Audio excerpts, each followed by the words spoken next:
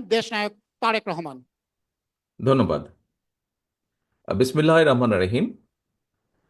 আজকে এনডিএম কর্তৃক আয়োজিত আজকের ইফতার মাহফিলের সম্মানিত সভাপতি জনাব চেয়ারম্যান এনডিএম ববি হাজ্জাদ, উপস্থিত এনডিএম এর অন্যান্য সকল নেতৃবৃন্দ এবং আমার সামনে উপস্থিত সকল আমন্ত্রিত অতিথিবৃন্দ, আসসালামু আলাইকুম।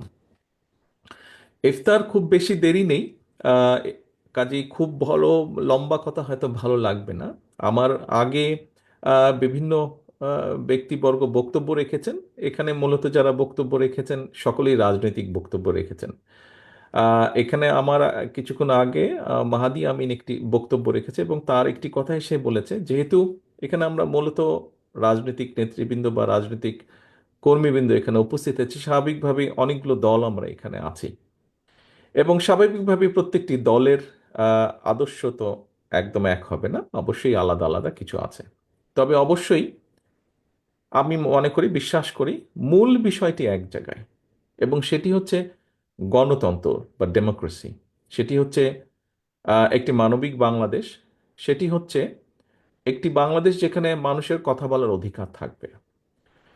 সম্মানিত উপস্থিতিবৃন্দ, এই বিষয়ে আমরা অনেকগুলো কথা এর ভিতরেই শুনে ফেলেছি, আমি সেজন্য সেই বিষয়গুলোতে যাব না। এই মুহূর্তে বাংলাদেশের সবচেয়ে একটি বহুল আলোচিত বিষয় হচ্ছে সংস্কার।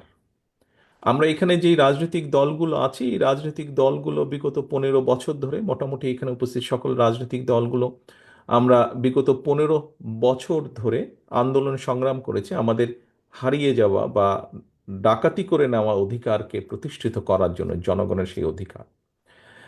সেটাতে আমরা পার্টলি আলহামদুলিল্লাহ সাকসেসফুল হয়েছে। আমি আমি আমি একজন রাজনৈতিক কর্মী হিসেবে মনে করি। এখন বিভিন্ন আলোচনা চলছে সংস্কারের, বিভিন্ন সংস্কার বলতে আমরা যা যা যেখান থেকে যার যার অবস্থান থেকে বুঝি, সেই আলোচনাগুলি চলছে। আহ, যেই কথাটি বলছিলাম যে আমরা রাজনৈতিক দলগুলো এখানে যারা আছি, ছোট বড় মাঝারি যেভাবেই বলি না কেন, বিষয় সেটি নিয়ে, বিষয় হচ্ছে রাজনৈতিক দলগুলো আমরা আন্দোলন সংগ্রাম করেছি এই দেশের মানুষকে মুক্ত করার জন্য, একটি পরিবর্তনের জন্য, ভালো একটি পরিবর্তনের জন্য, মানুষের অধিকার, ভোটের অধিকার, কথা বলার অধিকার যেভাবে বলি সেটিকে প্রতিষ্ঠিত করার জন্য। প্রিয় আমন্ত্রিত উপস্থিতিবৃন্দ, অতিথিবৃন্দ, আহ, আমরা যারা আন্দোলন করেছি সেই দলগুলো কম বেশি অনেকগুলো দল একসাথে বসে আমরা 31 দফা উপস্থাপন করেছি জাতির সামনে। সেই 31 দফা আমরা আজ থেকে প্রায় 2.5 বছর আগে, মোটামুটি কম বেশি 2.5 বছর আগে উপস্থাপন করেছি, যখন অনেকেই বলেননি সংস্কারের কথা। আমরা যেই স্বৈরাচারের বিরুদ্ধে আমাদের দলগুলোর শত শত হাজারো নেতাকর্মী গুম খুনের শিকার হয়েছে, অত্যাচারিত নির্যাতন হয়েছে, সেই সেই স্বৈরাচারের বিরুদ্ধে রক্তচক্ষুকে উপেক্ষা করে আমরা সংস্কারের প্রস্তাব জাতির সামনে উপস্থাপন করেছি। তারই ধারাবাহিকতায় এখন বিভিন্ন জন বিভিন্ন সংস্কারের কথা বলছেন, আলোচনা হচ্ছেন। আমরা যেহেতু প্রথম উপস্থাপন করেছি 2.5 বছর আগে, আমরা তারপরেও এটিকে ওয়েলকাম করি। অবশ্যই জাতির ভালোর জন্য, মানুষের ভালোর জন্য, দেশের ভালোর জন্য যে কোনো বিষয়ে আলোচনা হতেই পারে। তবে এখানে একজন রাজনৈতিক কর্মী হিসাবে, একজন অ্যাক্টিভিস্ট হিসাবে আমি মনে করি কতগুলো বিষয়, অর্থাৎ আমাদের যে রাজনীতি, রাজনীতি আমাদের মূল লক্ষ্য কি? মূল লক্ষ্যই হচ্ছে জনগণ এবং দেশ।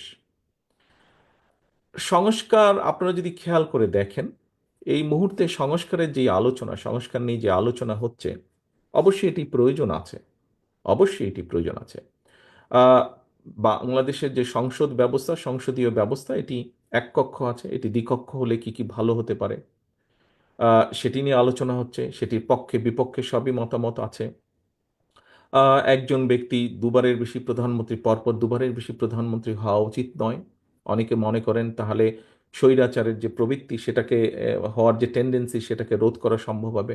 অবশ্যই এই প্রস্তাবনা বিএনপির পক্ষ থেকেই সর্বপ্রথম গিয়েছে, এটি নিয়ে আলোচনা হয়েছে। তত্ত্বাবধায়ক সরকার ব্যবস্থা নিয়ে আলোচনা হয়েছে। আমরা বলেছি আমরা ইনশাল্লাহ জনসমর্থন পেলে, সরকার গঠনে সক্ষম হলে বিএনপি এই কাজগুলো করবে যেগুলো জনগণের চাহিদা, সাংবিধানিক দৃষ্টিকোণ থেকে। রাষ্ট্রপতি প্রধানমন্ত্রীর ক্ষমতার ভারসাম্যর বিষয়ে আলোচনা হয়েছে, প্রস্তাবনা এসেছে। এই বিষয়গুলো চিন্তা ভাবনা হয়েছে। কিন্তু একটু আগে যে কথাটি বললাম, আমরা রাজনীতি করি কাকে ঘিরে? রাজনীতিতে করি এই জনগণকে ঘিরে, এই দেশের জনগণকে ঘিরে। আমরা রাজনৈতিক দলগুলো শুধু এইগুলার ব্যাপারে প্রস্তাবনা দিয়েছি, দেওয়াটাই উচিত, দেওয়াটাই স্বাভাবিক। কিন্তু কেন আমরা রাজনৈতিক দলগুলোর অবস্থান থেকে আরো কিছু বিষয়ে প্রস্তাবনা উপস্থাপন করছি না? আমি তো মনে করি একজন রাজনৈতিক কর্মী হিসাবে যে সমান গুরুত্বপূর্ণ ক্ষেত্র বিশেষে আমরা যেগুলো নিয়ে আলোচনা করি তার থেকে দুই চারটি আমি আপনাদের সামনে উল্লেখ করতে চাই। ক্ষেত্র বিশেষে সেগুলো আরো গুরুত্বপূর্ণ। যেমন এই মুহূর্তে যদি আমরা পত্রিকা খুলি, পত্রিকায় আমরা টেলিভিশনের পর্দায় পত্রিকার পাতায় কি দেখি?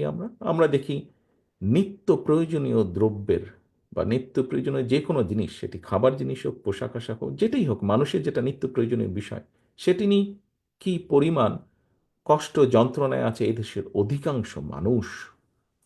আমরা কেন রাজনৈতিক দলগুলো ডিবেট করছি না যে জনগণের রায় আমার পক্ষে আসলে আমি কিভাবে এই ব্যবস্থাটিকে হ্যান্ডেল করব, কিভাবে এই ব্যবস্থাটিকে ডিল করব, আমি কিভাবে নিত্য প্রয়োজনীয় যে দ্রব্য তার মূল্য আমি মানুষের সহনশীলতা ক্রয় সীমার ভেতরে রাখবো।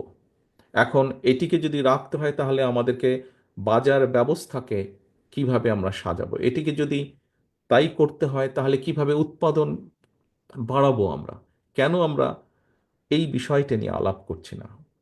আমি মনে করি বাংলাদেশ জাতীয়তাবাদী দল তার পূর্ব অভিজ্ঞতা থেকে মনে করে যে এই বিষয়গুলো আমাদের অবশ্যই অ্যাড্রেস করা উচিত জাতির সামনে। শুধু তত্ত্বাবধায়ক সরকার ব্যবস্থা, শুধু সাংবিধানিক ব্যবস্থা, শুধু ভোটের ব্যবস্থা, বিভিন্ন ব্যবস্থা, সেগুলো যেরকম আলোচনা হওয়া উচিত, তার থেকে বেশি আলোচনা হওয়া উচিত বা সমান পরিমাণ অন্তত আলোচনা হওয়া উচিত কিভাবে মানুষের এই সমস্যার সমাধান করবে, কোন দল কিভাবে করবে। প্রিয় উপস্থিতিবৃন্দ, আমি মনে করি এই আলোচনা নিত্য প্রয়োজনীয় দ্রব্যের বিষয় যেমন উৎপাদন ব্যবস্থা, বাজার ব্যবস্থা, এটি নিয়ে যেরকম আলোচনা করা উচিত, এটি নিয়ে যেরকম প্রস্তাবনা থাকা উচিত, ডিবেট হওয়া উচিত বিভিন্ন রাজনৈতিক দলের মধ্যে, যে একজন নাগরিকের 20 কোটির প্রায়, আমরা সবাই জানি জনসংখ্যা কোনোভাবেই 20 কোটির কম নয় এই দেশে। 20 কোটি জনসংখ্যা বহুল একটি দেশের মানুষের একটি প্রাইমারি প্রয়োজন হচ্ছে মিনিমাম চিকিৎসা ব্যবস্থা। আমরা কেন আমাদের রাজনৈতিক দলগুলো চিকিৎসা ব্যবস্থা কিভাবে জনগণের মিনিমাম চিকিৎসা ব্যবস্থা আমরা নিশ্চিত করব, সেই বিষয়গুলো কেন আমরা তুলে ধরছি না? সেটি কি সংস্কার নয়? আমি যে বাজার ব্যবস্থা, যে উৎপাদন ব্যবস্থার কথা বলেছি, সেটি কি সংস্কার নয়? শুধু একজন ব্যক্তি পরপর 2বারের বেশি প্রধানমন্ত্রী হবে না, এইটি আইন করে রোধ করাটাই কি শুধু সংস্কার? শুধুমাত্র তত্ত্বাবধায়ক নির্বাচনের সময়, জাতীয় নির্বাচনের সময় তত্ত্বাবধায়ক সরকার ব্যবস্থা করতে হবে, অবশ্যই করতে হবে নিরপেক্ষ নির্বাচনে, কিন্তু সেটি কি শুধু সংস্কার? বাজারের ব্যবস্থা, চিকিৎসা ব্যবস্থা, এটি কি সংস্কার নয়? আমি তো একজন রাজনৈতিক কর্মী হিসেবে মনে করি এটিও সংস্কার ব্যবস্থা। আমাদের আমাদের ডাইরেকশন থাকতে হবে, আমাদের প্ল্যান থাকতে হবে, আমাদের তুলে ধরতে হবে জনগণের সামনে যে আমি জনগণের রায় যদি সমর্থন পাই, আমি চিকিৎসা ব্যবস্থার জন্য এই করতে চাই যেখানে জনগণের মিনিমাম চিকিৎসা সুবিধা দেওয়া সম্ভব হয়। প্রিয় আমন্ত্রিত অতিথিবৃন্দ, সংস্কারের তো আরেকটি বিষয় আছে। এই 20 কোটি মানুষের দেশে আমাদের ভবিষ্যৎ প্রজন্ম আছে। আমরা যদি আমাদের ভবিষ্যৎ প্রজন্মের সঠিক শিক্ষা ব্যবস্থা যদি গড়ে তুলতে সক্ষম না হই, তাহলে কি করে আমাদের পক্ষে সম্ভব এই দেশকে সামনে এগিয়ে নিয়ে যাওয়া, কি করে সম্ভব একটি সমৃদ্ধশালী দেশকে গড়ে তোলা? অবশ্যই আমাদের এই বিষয়ে ডিবেট থাকা উচিত। অন্তত এই বিষয়ে আমাদের শুধু ডিবেট নয়, প্রত্যেকটি দলের পক্ষ থেকে একটি কর্ম পরিকল্পনা থাকা উচিত যে আমরা কি ধরনের শিক্ষা ব্যবস্থা, আমরা বলি অনেক সময় বক্তব্যের মধ্যে বলি উৎপাদনমুখী শিক্ষা ব্যবস্থা। ফাইন, যদি উৎপাদনমুখী শিক্ষা ব্যবস্থা হয়ে থাকে তাহলে সেটি কি আরো একটু ডিটেইল আমাদেরকে করা উচিত। বিভিন্ন দলের উচিত হবে এটি একটি সংস্কার অবশ্যই, যে শিক্ষা ব্যবস্থাকে ঢেলে সাজানো বা শিক্ষা ব্যবস্থাকে আমরা কিভাবে দেখতে চাই। আমি আরেকটি সংস্কারের কথা বলতে চাই প্রিয় সহকর্মীবৃন্দ বা প্রিয় আমন্ত্রিত অতিথিবৃন্দ। সেটি হচ্ছে আহ, প্রথমেই আমি বলেছি উৎপাদন বৃদ্ধি করা প্রয়োজন। উৎপাদন বৃদ্ধি করতে হলে মূলত যদি আমরা দেখি উৎপাদনকে, তাহলে অবশ্যই আমাদেরকে কৃষির উৎপাদন বৃদ্ধি করতে হবে। 20 কোটি মানুষকে যখন আপনার খাদ্য সংস্থান যদি করতে হয়, 20 কোটি মানুষের সংস্থান যেটি খাদ্য পণ্য দ্রব্য মূল্য সব কিছুকে যদি দ্রব্যকে যদি সহনশীলতার মধ্যে রাখতে হয়, সাপ্লাই যদি রাখতে হয়, তাহলে অবশ্যই আমাদের কৃষির উৎপাদন বৃদ্ধি করতে হবে। কৃষির উৎপাদন কিভাবে আমরা বৃদ্ধি করব? শহীদ রাষ্ট্রপতি জিয়াউর রহমান শুধুমাত্র খাল খননের মাধ্যমে কৃষককে অনেক কয়েকটি কাজ করেছিলেন, কিন্তু খাল খননের মাধ্যমে যেই জমিতে এক ফসলই হতো সেখানে দুটি ফসল হয়েছে, সঠিক সময়ে পানি সরবরাহ করার মাধ্যমে। যে জমিতে দুটি ফসল হতো সেখানে তিনটি হয়েছে। খাল খননের মাধ্যমে বন্যাকে নিয়ন্ত্রণ করা সম্ভব হয়েছে। বন্যাকে নিয়ন্ত্রণ করার মাধ্যমে দেশে যেটি হয়েছে, কৃষক প্রতি বছর ক্ষতিগ্রস্ত হয়নি, ফলে ধীরে ধীরে কৃষকের অর্থনৈতিক মেরুদণ্ড মজবুত হয়েছে। আমন্ত্রিত অতিথিবৃন্দ, সম্মানিত অতিথিবৃন্দ, আপনাদের কি একবারও মনে হয় না যে যেই কথাটি মাত্র আমি বললাম, খাল খনন থেকে শুরু করে কৃষির কিভাবে উৎপাদন বৃদ্ধি করা যায়, এগুলিও সংস্কার? আমি তো মনে করি একজন রাজনৈতিক কর্মী হিসেবে এটি অনেক বড় একটি সংস্কার। একই সাথে যদি আমরা চিন্তা করি, একই সাথে যদি আমরা চিন্তা করি, বাংলাদেশের ঢাকা শহরের পাশেই আছে আরশোলি। আপনারা দেখেছেন এখানে কতগুলো ইন্ডাস্ট্রি আছে, এছাড়াও বিভিন্ন জায়গায় ইন্ডাস্ট্রি আছে। আমাদেরকে শিল্পের বিষয়ে বোধহয় চিন্তা করা উচিত। কিভাবে উদ্যোক্তাদেরকে আমরা একটা স্টেবল সিচুয়েশন দিতে পারি, যাতে উদ্যোক্তারা উদ্যোগ গ্রহণের মাধ্যমে এই দেশে শিল্প স্থাপন করতে পারেন, তাদেরকে নিরাপত্তা দেওয়া সম্ভব হয়। অবশ্যই এটি একটি সংস্কার। একই সাথে সেখানে যেই শ্রমিকরা কাজ করবেন, সেই শ্রমিকদেরও কিভাবে তাদের ন্যায্যতা নিশ্চিত করা যায়। আমি তো মনে করি একজন রাজনৈতিক কর্মী হিসেবে এটি অন্যতম একটি বড় সংস্কার। এই সংস্কারটিও আমাদের করা প্রয়োজন। এখানে অনেক সমস্যা আছে, কিন্তু এই বিষয়গুলোকে আমাদের অ্যাড্রেস করা প্রয়োজন। আমন্ত্রিত অতিথিবৃন্দ, সম্মানিত অতিথিবৃন্দ, একটি বিরাট বিপদের মধ্যে আমি বহু বছর যাবৎ বাংলাদেশের বাইরে আছি। আপনারা এখানে যারা সামনে উপস্থিত আছেন, আপনারা দেশে আছেন। প্রায় আমরা দেখেছি, বিশেষ করে স্বৈরাচার সময় তো প্রায় আমরা নিউজে দেখতাম পরিবেশ দূষণ। ঢাকা শহর সহ সমগ্র বাংলাদেশে পরিবেশ দূষণ, অত্যন্ত তীব্র মাত্রায় পরিবেশ দূষণ। সামগ্রিকভাবে সমগ্র বাংলাদেশই পরিবেশ পরিবেশ হুমকির সম্মুখীন। আমরা কি রাজনৈতিক দলগুলো জাতির সামনে পরিবেশের ব্যাপারে সংস্কার উপস্থাপন করতে পারি না? কিভাবে আমরা পরিবেশের উন্নতি ঘটাতে পারি? এই যে দূষণকে কিভাবে কমাতে পারি? আমি তো মনে করি এই দূষণ কমানোটিও একটি সংস্কার প্রস্তাব বা সংস্কারের একটি বড় অংশ। কারণ এই দূষণের কারণে প্রতি বছর লক্ষ লক্ষ শিশু, কোটি কোটি মানুষ অসুস্থ হয়ে যাচ্ছেন শারীরিকভাবে। সেটি পলিউশন, বিভিন্ন রকম পলিউশন, শব্দ পলিউশন বলেন, সেটি ধোঁয়ার পলিউশন বলেন, ধুলাবালির পলিউশন বলেন, যেটি বলি না কেন, আমরা এই পলিউশন থেকে কিভাবে আমরা রাজধানী সহ সমগ্র দেশকে রক্ষা করতে পারি, দেশের মানুষকে রক্ষা করতে পারি, এ ব্যাপারেও তো আমরা আমাদের পরিকল্পনা উপস্থাপন করতে পারি জাতির সামনে। প্রিয় সহকর্মীবৃন্দ, আরেকটি বড় বিষয় আপনাদের সামনে তুলে ধরতে চাই। আমি মনে করি এটি অত্যন্ত গুরুত্বপূর্ণ একটি সংস্কার। এটি আমাদের রাজনৈতিক দলগুলো, যারা আমরা জনগণের রায় চাই, আমি তো মনে করি জনগণের সামনে আমাদের এ ব্যাপারেও এটিকেও সংস্কার প্রস্তাব বিবেচনার দরকার নেই। আমি তো মনে করি এটি সংস্কার প্রস্তাব। 20 কোটি মানুষ যদি আমরা ধরে নিই, 20 কোটি মানুষের প্রতিদিনের ব্যবহার্য পানি, কি পরিমাণ পানি প্রয়োজন হয়, প্রতিটি মানুষ কি তার ব্যবহারের জন্য যথেষ্ট পানি, পিওর পানি কি আমরা সরবরাহ করতে সক্ষম হচ্ছি? আমরা হয়তো হচ্ছি না। তাহলে এই 20 কোটি মানুষকে কিভাবে আমরা পানির, খাবার পানি বলেন, ব্যবহার্য পানি বলেন, মিনিমাম পিওর পানি আমরা তাদেরকে সরবরাহ করতে পারি? এটি কি একটি সংস্কার প্রস্তাব হতে পারে না? অবশ্যই এটি হতে পারে।